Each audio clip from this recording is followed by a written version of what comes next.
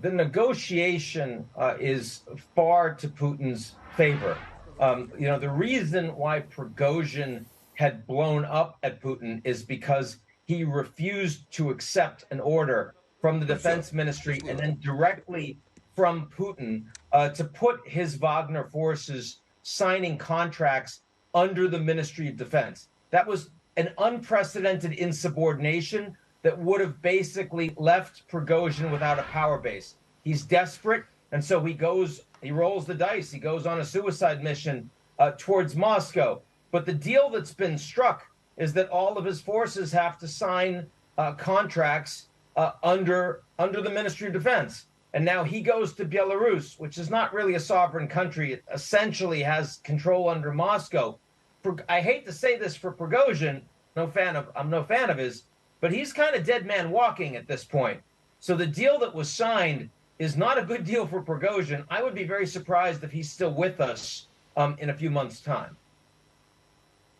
Well, that was actually going to be my question, because Putin loathes betrayal, and it's very difficult to believe that Prigozhin would be allowed to just, slink quietly into exile and go unpunished. If you think that he's a dead man walking, is there an alternative to that? Is there still a role for him to play, either orchestrated by Putin or by himself? Well, here's the point. Putin has imprisoned and assassinated people for far less than what Prigozhin has just done to him.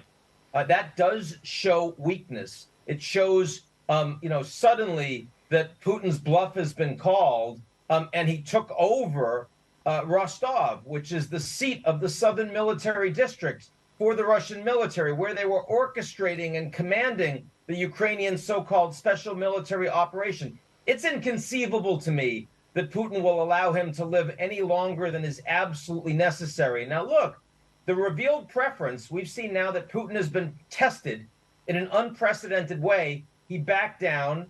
He allowed Prigozhin to walk away a free man. That's interesting. That's information we didn't have 24 hours ago. NATO members will take that seriously when they think about providing F-16s to the Ukrainians, when they think about pressing harder to retake Ukrainian territory that the Russians have occupied. It makes Putin look weaker.